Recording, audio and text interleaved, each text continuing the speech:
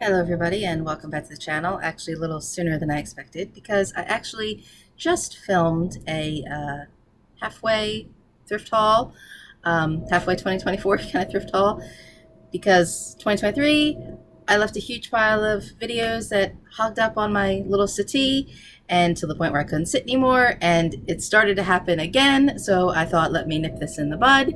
And basically all I did was clear some space to get some more movies. That was like last week, I think, and it's really not my fault, honestly. I had to get an oil change, and across the street from the car place is the Goodwill store. So what does one want to do but go shopping?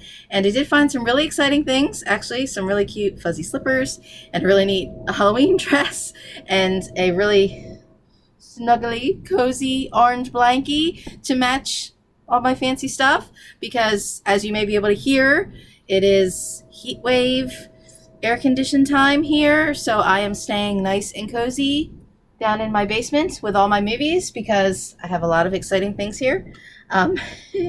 But not as big as a pile as previously, but a few things that I wanted to share because they are exciting. Actually some snap cases, which is really exciting. I don't seek out to collect these. I know some people do, but this happened to just be a really exciting boon because actually almost all of these were also half off, which that means some of them were $1, which is really amazing. I adore Showdown in Little Tokyo as much as I love The Crow. There is a little part of me that just really adores just the delicious, crazy, zany badness of Showdown in Little Tokyo. Wonderful little movie.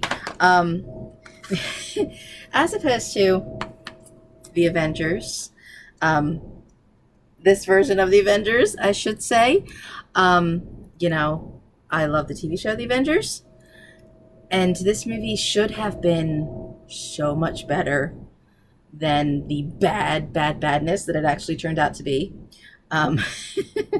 So Ray Fiennes, Sean Connery, Uma Thurman, I thought, and this has supposedly some special features on here, some different things. So I thought I had to give this, I wouldn't say a hate watch. I mean, I think it's really bad in its entertainment, or it's so entertainingly bad. I don't know. But it's just, you get through some points and the weather thing, and you're just like, this should have been so much better, really. They couldn't, we couldn't get a proper, Mrs. Peel kind of movie here happening, but I just thought this was too funny. I couldn't pass this one up. And I know in previous hauls, I actually kind of got a few duplicate Hitchcock. And this is The Man Who Knew Too Much, the original film, because Hitchcock also did a couple of his remakes, which I know I had just gotten the other version in one of these other Hitchcock sets. And I also picked up Frenzy for $1.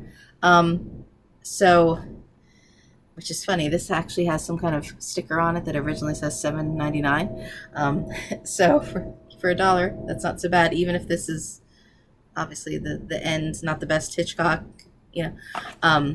but I had the big things on Blu-ray, but it's nice to see some of these little oddball Hitchcock things to kind of complete my collection. A Lifeless Ordinary.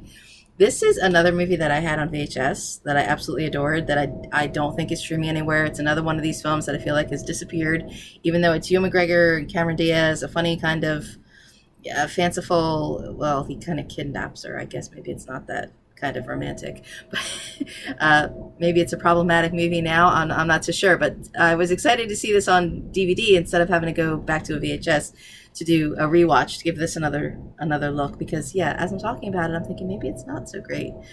Maybe it was great then, but it's not now. So that'll be interesting rewatch. And I was a couple last things. My sister found this, which I had to look up, Jimmy Stewart and his poems. I did not know that there was some Jimmy Stewart poetry out there, which is really exciting.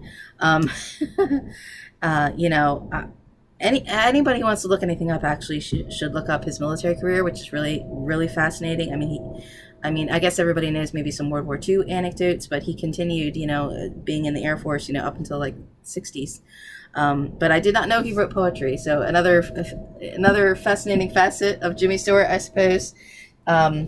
Speaking of films that probably have not aged well, I got this, and I could not resist this again for $1 to give a critical reassessment to this. I was trying to explain this film to my husband, who had never heard of it, but basically Jackie Gleason from The Honeymooners decides he's going to buy Richard Pryor to play with his son. Yeah. And yeah, this was a popular mainstream movie in the 80s. When was this? So, I'm actually kind of surprised it's on DVD. Oh, this is funny. Full screen DVD with Portuguese subtitles, with bonus trailers and interactive menus. Ooh. So yeah, this is going to be interesting to look at this through today's lens, because I mean, definitely problematic piece. But jewel of the haul, perhaps. This has a $3 sticker, but it was half off, so $1.50. Whoever mistakenly donated this to Goodwill, I thank you. This, not only is it Dressed to Kill, excellent diploma film, which I think I have actually written about previously. So some of these things that I may have any other links or articles to, I'll actually also include that information. But this is also the, as you can see, the lovely C, the Criterion version. So, I mean, how much would you pay for this regular? At least $30, not $3 full price. So, and it's still, I don't know if they resealed it, but it's in some plastic. So this was a really exciting thing, you know. And, you know, there was actually, and I've said this before, because again, Goodwill thrift stores are changing the prices just like everybody else. Prices are going up. And, you know, sometimes I see films that if I know there's a better edition out there, I won't get it. And I actually did see an Adventures of Robin Hood classic film that I love. But when I opened it, it only had one out of what was supposed to be 2 discs. So I said, well, I'm not going to get that. If I want it, I can, you know, get the real thing properly. So you can't go into the Goodwill store expecting to find, you know, big expensive sets, but then sometimes, yes, sometimes you do look upon something really, really magical. And yeah, I suppose there's probably a lot of people who would agree that a Criterion of Dressed to Kill, Brian De Palma, is magical. Some people maybe might disagree with LaserDiscs. I actually do have one LaserDisc, actually, way up there on my top shelf, of the Maltese Falcon. I happened to find one day for a few dollars, and I loved it. And there have been times off and on where I've been in thrift stores where I have seen LaserDiscs for $20, $25, $30, where they know that it's kind of something collector. And I haven't gotten them because it's not been a movie that I wanted. But 3 Days of the Condor, I absolutely adore. And Stagecoach, which I almost feel in some ways this kind of makes me think back to LaserDiscs. I don't really remember LaserDiscs having that long of a window, but the idea that a film from the 70s, very popular film, but the idea that 3 Days of the Condor made it to LaserDisc, or, you know, a big classic Western like Stagecoach made it out to LaserDisc. The idea that, wow, there were actually a lot of really great quality films on LaserDisc, you know. I do not have a LaserDisc player. I don't have an 8-track player, but I still have 8 tracks. And now I have added a few more LaserDiscs to my collection. And these were $2.50, and they were the half off color.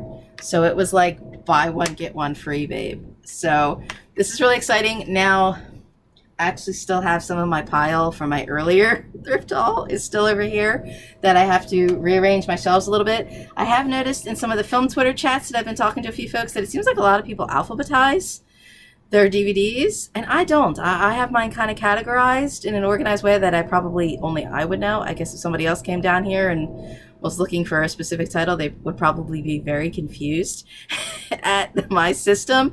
But my system works for me. But now I am going to have to do some rearranging because I'm not really sure how I'm going to fit LaserDiscs on my shelves that I designed for DVDs and Blu-ray. So, I didn't want to spend too much time making another super, super long video, and I know that I need to get back into doing some videoing properly, you know, to appease the channel and everything. But I've been doing a lot of podcasting recently, and I have some more deadlines at a few websites, which is really exciting, you know, to get back into, you know, more writing about film and television. So I will link to some of that information and everything below, some of the reviews and everything that I've previously done. But wanted to share this excitement, and at Therefore Review on Twitter often is where I'm talking to a lot of other film Twitter friends. So sometimes other folks are sharing some of the thrift haul pictures. So it's really exciting to get to share and discuss show and tell with everybody. So yay! I'd love to hear your thoughts, see and hear some of your funny thrift haul stories.